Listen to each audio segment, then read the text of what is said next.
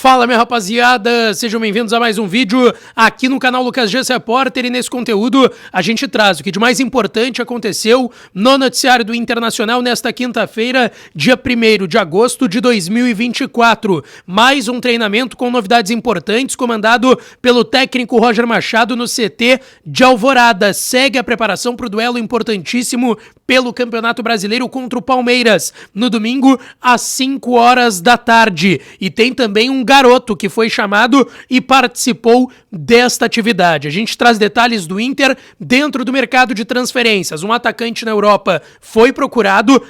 O empresário que vem irritando o departamento de futebol do Internacional, tentando trazer um atacante aqui para Porto Alegre, e também o jogador que foi emprestado pelo clube nas últimas horas. E também as revelações de Rafael Borré, em entrevista ao ídolo colorado D'Alessandro, e que revelam um pouco desse momento de turbulência do Colorado em campo. Antes, não te esquece, deixa teu like no vídeo, te inscreve no canal e ativa o sininho das notificações para que já dê essa força. E é claro que esse vídeo e todos os outros têm o apoio de KTO, KTO.com, a melhor casa de apostas do país. Aproveita o código DIAS para tu ganhar 20% de free bet no teu primeiro depósito. Corre lá em KTO.com, que é onde a diversão acontece. Gente, eu quero começar falando da atividade que foi comandada pelo técnico Roger Machado hoje pela manhã no CT Morada dos Quero-Queros em Alvorada. O início do treinamento foi aberto para a imprensa, depois a atividade passou a ser realizada com portões fechados. Lembrando, Vitão, Wanderson e Luca, já integrados ao elenco, liberados pelo departamento médico, vão para o jogo do domingo, 5 horas da tarde no Beira-Rio, contra a equipe do Palmeiras pelo Campeonato Brasileiro. Thiago Maia, ainda correndo no gramado, não está ainda na parte dos trabalhos com bola. Quem avançou para essa parte é o Fernando. Por mais que não seja um trabalho 100% liberado pelo DM, ainda é um trabalho individual, mas já com bola, pelo menos o Fernando já está trabalhando com bola. O Thiago Maia ainda nem isso. Então, assim, Fernando e Thiago Maia ainda são dúvidas se vão estar na relação para o jogo do domingo. Agora, Vitão, Wanderson e Luca vão para essa partida. Inclusive, o Vitão e o Wanderson devem começar no time titular. Arangues rescindiu com o Inter, tá fora, e o Alan Patrick tem aí mais 1 mês e meio para mais, quase 2 meses de recuperação da lesão no joelho esquerdo. Outra novidade que foi vista nessa atividade de hoje foi o garoto Ricardo Matias, que inclusive foi titular na vitória do Inter ontem pelo Campeonato Brasileiro Sub-20, que terminou com briga. Eu trouxe as imagens aqui no canal ontem à noite.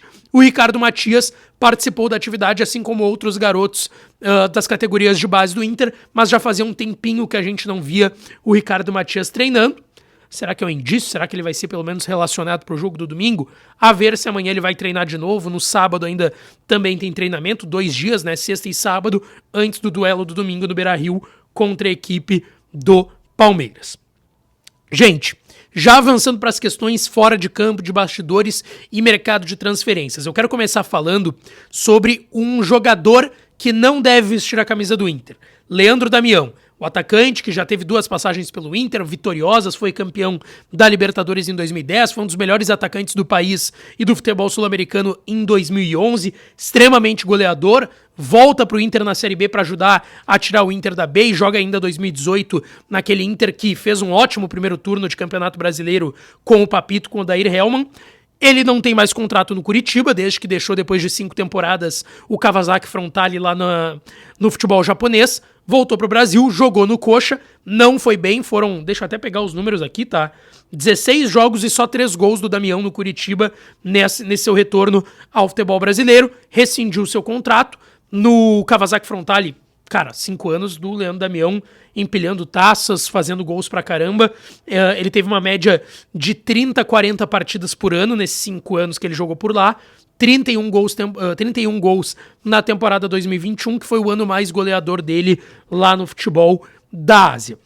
Só que o Inter tem um entendimento dentro do seu departamento de futebol, isso envolve o presidente Barcelos também, de que o seu empresário, o empresário dele é o Vinícius Prates, que inclusive ajudou a trazer o Roger recentemente pro Inter, tá forçando a barra para que o Damião venha aliás, ele tá em Porto Alegre, né, mas que ele venha pro Beira-Rio mais uma vez. O Inter, pelo que eu ouvi, teve esse nome na lista de avaliações, mas não deve avançar num possível negócio, não deve ter contratação do Leandro Damião, ele não deve vestir a camisa do Inter, e essa postura do empresário tá incomodando o pessoal dentro do bastidor. Foi até uma informação que veio primeiro com os guris do Voz do Gigante, o Ernest Colar, o Jobim, enfim, e eu conversei com algumas pessoas do Inter que me trouxeram essa mesma visão, de que tá tendo uma forçada de barra do Vinícius Prates para tentar colocar o Damião aqui no Internacional mais uma vez.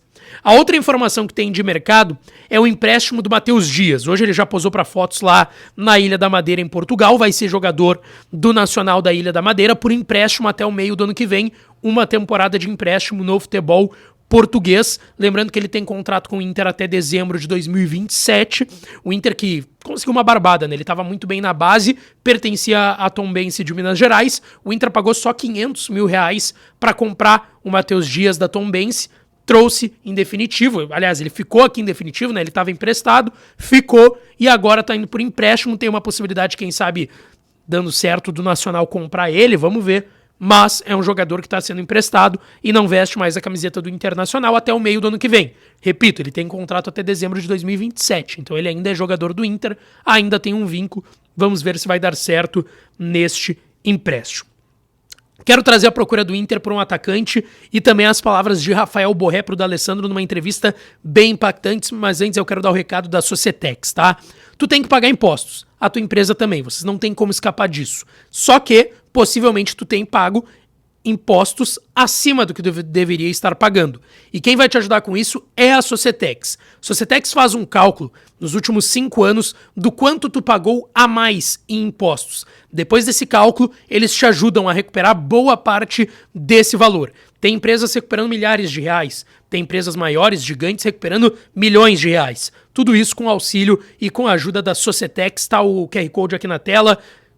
Entra nesse QR Code, aponta a câmera do teu celular, entra no link e marca uma primeira conversa sem compromisso com o pessoal da Societex, que eles vão te ajudar e muito. Tem também o Instagram e o site da Societex aqui, tá certo? Bom, gente, o Inter procurou, e é uma informação do pessoal do Revista Colorada, Matheus Pereira. Não do Cruzeiro, tá? Matheus Pereira, atacante brasileiro de 26 anos, que tá no Eibar, na segunda divisão. O Eibar já jogou muitos anos a primeira divisão espanhola. Hoje está na segunda divisão da Espanha, não começou ainda a temporada, mas vão jogar a segunda divisão do futebol espanhol. E ele que começou no Corinthians, hoje está com 26 anos, é um canhoto baixinho, 1,70m, 1,70m e poucos. Joga mais pela beirada direita do campo, mas joga também com facilidade na beirada esquerda. Eu acompanhei alguns lances dele agora.